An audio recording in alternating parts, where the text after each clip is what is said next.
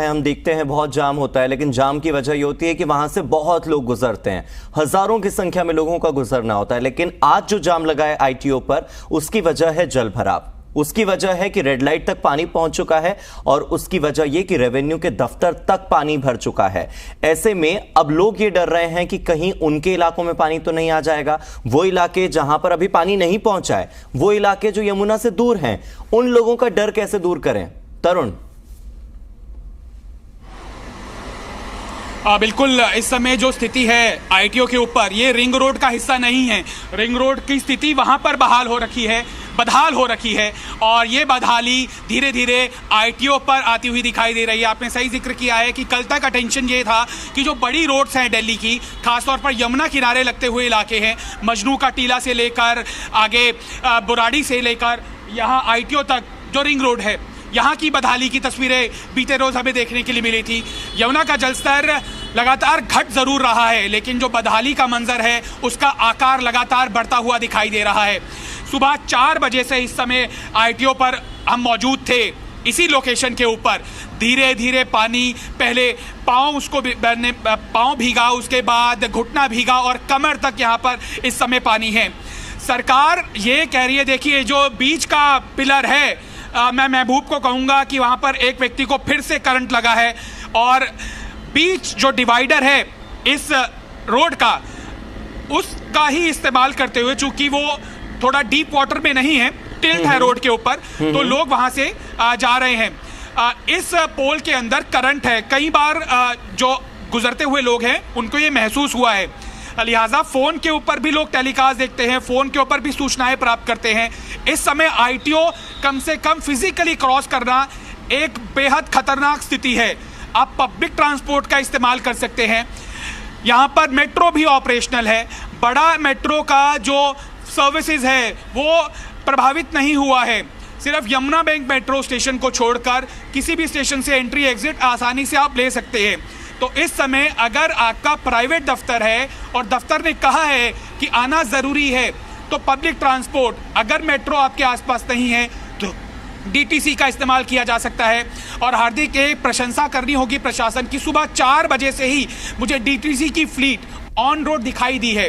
ये एक सूझबूझ भरा कदम है ताकि ज़्यादा से ज़्यादा लोगों को ये भरोसा बांधा जा सके कि सरकार आपकी परवाह करती है, लिहाजा निजी वाहन आप त्यागिए और पब्लिक ट्रांसपोर्ट पर आइए, नहीं तो इस तरह की स्थिति झेलने के लिए आप मजबूर हो जाएंगे। आप देखिए, एक बूढ़े बाबा हैं, उनकी स्कूटी खराब हो गई है और वो स्कूटी को धक्का मारते हुए इस खतरनाक स्थिति के अंदर विकास मार्ग को क्रॉस करते हुए, आईटीओ का मेन चौराहा क्रॉस करते हुए दिखाई दे रहे हैं और आगे और ज्यादा जोखिम है। तरुण, इस तरह की तस्वीरें देखकर थोड़ी दया तो आती है, लेकिन यह सवाल भी मन में उठता है कि क्या दिल्ली वासियों के लिए इस वक्त, इस समय में अपने घर से निकलना जरूरी है?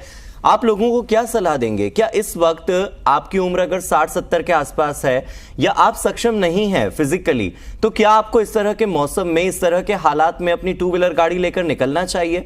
आपने अभी तारीफ की प्रशासन की कि आप चाहें तो मेट्रो इस्तेमाल कीजिए, भले ही कम गति से चल रही है लेकिन चल तो रही है। आप चाहें तो डीटीसी बस का इस्तेमाल कीजिए, लेकिन क्या इस वक्त गैर जरूरी कामों के लिए निकलना जरूरी है? क्या नसीहत आपकी ओर से?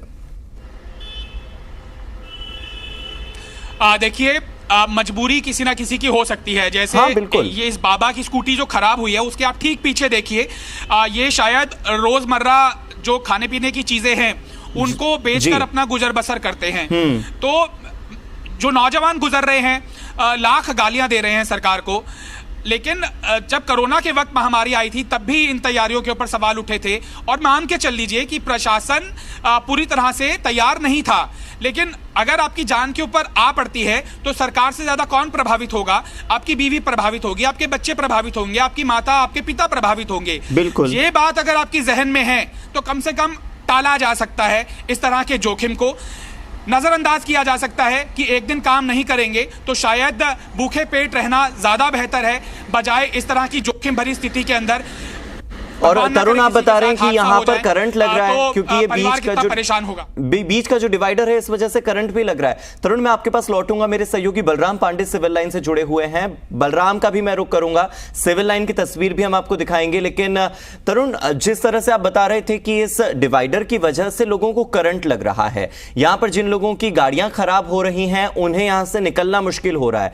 ऐसे में आप ये बताइए कि ट्रेवल के लिए और किन किन मीडियम्स का इस्तेमाल किया जा सकता है? बहुत से लोग जो दिल्ली से बाहर जाना चाहते हैं, मैंने बलराम से भी ये बात जाननी चाहिए थी कि वो लोग जो नई दिल्ली रेलवे स्टेशन के थ्रू कहीं जाना चाहते हैं, तो क्या रेल सेवाएं भी प्रभावित हुई हैं?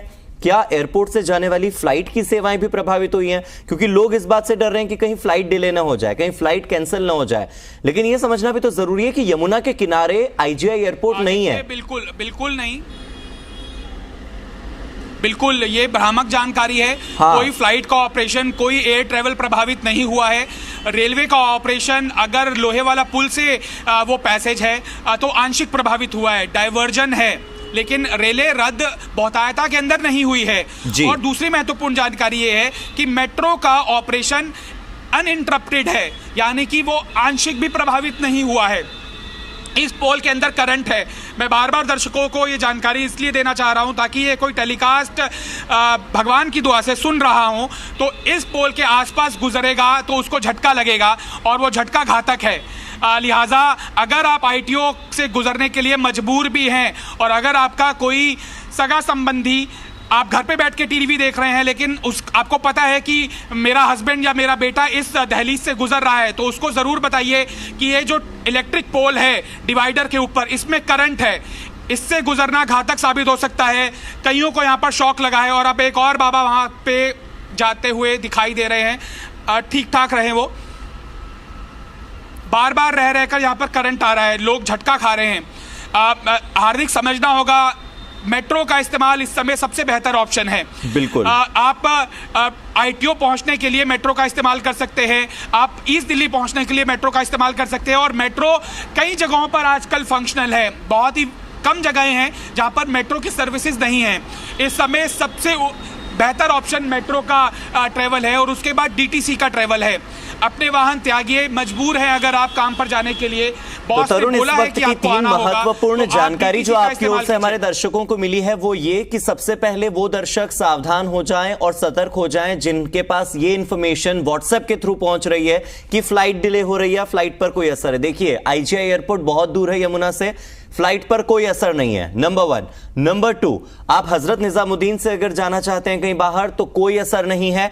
और नंबर 3, नई दिल्ली रेलवे स्टेशन अगर आप जाना चाहते हैं तो जैसा कि मेरे सहयोगी तरुण ने मुझे बताया कि सबसे अच्छा मोड ऑफ ट्रांसपोर्ट आपके लिए मेट्रो है। लेकिन अगर आप मेट्रो से जा रहे हैं तो थोड़ा सा जल्दी अपने घर से निकलिए, 1 घंटा पहले घर से निकलिए, क्योंकि मेट्रो की स्पीड इस वक्त 30 किलोमीटर प्रति घंटा रखी गई है, यानी कि सामान्य स्पीड से काफी धीमे इस वक्त मेट्रो चल रही है। तरुण, आप मेरे साथ बने रहिए लगातार, और इस बीच हम अपने दर्शकों को कुछ तस्वीरें भी दिखाएंगे, साथ ही किस तरह के हालात दिल्ली में देखने को मिल रहे हैं वो हालात भी हम अपने दर्शकों को दिखाएंगे।